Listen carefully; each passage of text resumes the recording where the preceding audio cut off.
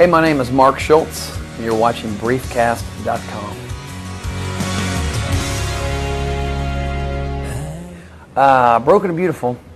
You know, I wrote that with Matthew West, a friend of mine who's also a singer, songwriter.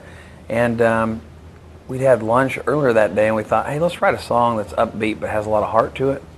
And so he kind of came up with a melody. We're writing in a chapel where I write all my songs in Nashville. And he kind of came up with this melody and for the verse, and I just started playing the piano, and I started singing, broken and beautiful. And he's like, man, what did you just say? And I said, I've got no idea. What did I just say? And he said, I think you said broken and beautiful. I probably didn't. That's what you just heard. But that became it was just a moment that you never get back. And so it wasn't even until the next day I thought, that's a good song. I was singing it to myself in the mirror when I was brushing my teeth, and man, tears started rolling down my face, and I just went, you know what? That was really great. You know, sometimes God just drops one in your lap, and you're lucky if you catch it. So that was the case with that. And you know what? I was a youth director at a church in Nashville for like 10 years. And there's a chapel there that I would always go into and sit down and start. It's like write songs about what was going on in the life of the youth group, what was going on with the parents, what was going on in my life, what God was showing me through all that. So I just started writing songs, and every time I go back there, even though my wife is a doctor and she's in residency in Chapel Hill, North Carolina, we live in Chapel Hill now, I still fly back just so I can get back in that chapel. It's like putting on a comfortable pair of shoes, you know, and so I still write all my songs there. And I think there's just something about writing songs in a room that's been prayed in, that's been the people have come together in to worship God, as opposed to writing them in my living room, you know, where my TV is, so, and the couch. So I think that's a special place for me to write songs. I joked earlier about this, about wanting to go, you know, acid rap. But I would say that I really fell in love with writing songs about what I was seeing God do in other people's lives, because there's an element to that really helps people, you know. It's really, really cool. And so I write a lot of story songs, so I love just writing songs about stories about real life things that people can go, man, if that can happen in that person's life, maybe it can happen in my life too. And so I just love that it's hope-filled, and there's, you know, that people can really get a lot out of it. Nobody's showing up my house and looking through the mirrors with a camera or anything, and don't get any ideas. But you know, for me, the best thing is, and this is what I learned from being a youth director, is if you can't be the same person you are to the kids, you know, when you're helping them, if they would ever see me at any time and say, and that's not the Mark Schultz that I know, that would be hugely disappointing to me. So that was great training for living and just being yourself, and hopefully people would say, you know, he's the same on stage as he is off stage, as he is at home. And so I think that the biggest thing is to stay true to yourself, and you're just always in good shape.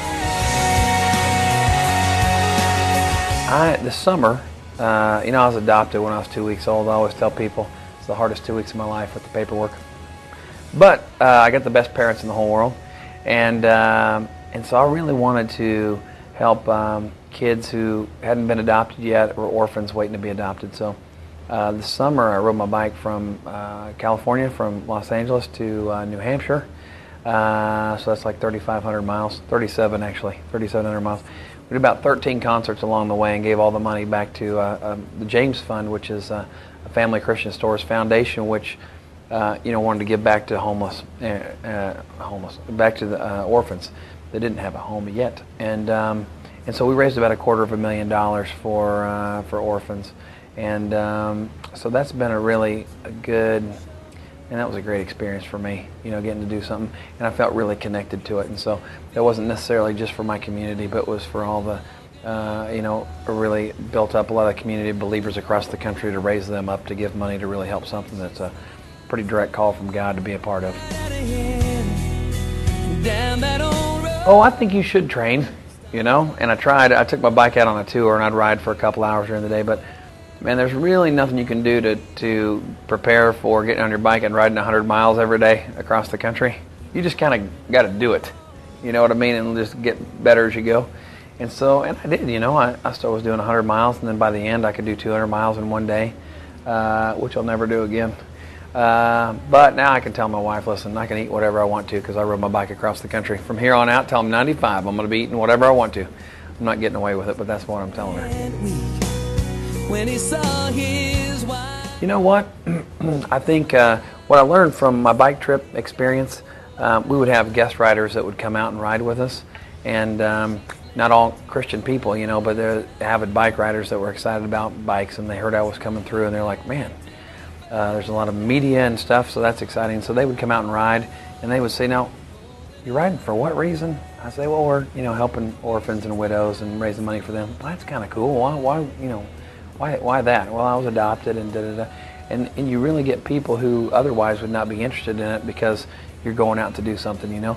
And what was really cool was other kids on these trips, on my trip across the country, like a third grade class would bake cookies and do a sell cookies in their hometown, and then send the check in, you know, and we'd send it on to the James Fund. So what's really, really cool, all the spin-offs that happened from my trip, they said, well, man, if he can do that, then I can do this. And like my trip involved a lot of non-believers that were coming in and going, this is kind of interesting. And they would spin off, and another guy came and rode his bike. He was from a radio station in Florida. And I said, man, you ought to do your own bike ride across, you know, maybe Florida or something and raise money. And so they did this year. I went and rode, and it was for the homeless. And they had a bunch of folks that weren't even Christians, so just like bikes, and they came out and were able to influence them. You know, it's not so much, you know, when Christians go, I'm a Christian, and as long as non-Christians come into my house or the church I go to, well, I'll hang out with them. But a lot of times it's to find out, you know, for me, biking, I've got a lot of biking with people that aren't Christians, and so we'll go do that, you know. So go find what your passions are, and it'll lead you to people. And then there's an open opportunity to talk about God. So I would say breaking out of the comfort zone and finding your passion, and then just go do that and live it fully. I like football, college football, but not as much as my wife does. My wife loves college football, and she loves pro football too. And after she watches that all day, she wants to go out in the backyard and throw the football around. I know, man. I can't get any better than that. So, and basketball, you know, I grew up in a small town where I played basketball and ran track and played baseball and played football because we didn't have many people in our school, so you had to do all that kind of stuff. And so I like sports a lot. I really do like to follow them. He sees it all. You know what it would be? Probably is something we've already talked about, is do what you do. You know, stay true to yourself. A lot of people try to be whatever's the cool thing, hip thing going on at the time. And man, it never works. It works like for a second, and but I think for longevity in a career, I mean, you've got to do what you do and be who you are, and it's all about to me. It's all natural. If you are who you are on stage as you are off stage, and you live true to yourself, and you're who God has gifted you to be in a certain thing, don't chase after the big exciting thing because it comes and goes, you know this. But hopefully the folks that stay around long enough know who they are, know what they do, and they do that. And I think God goes, that's what I made you to be. That would be my advice.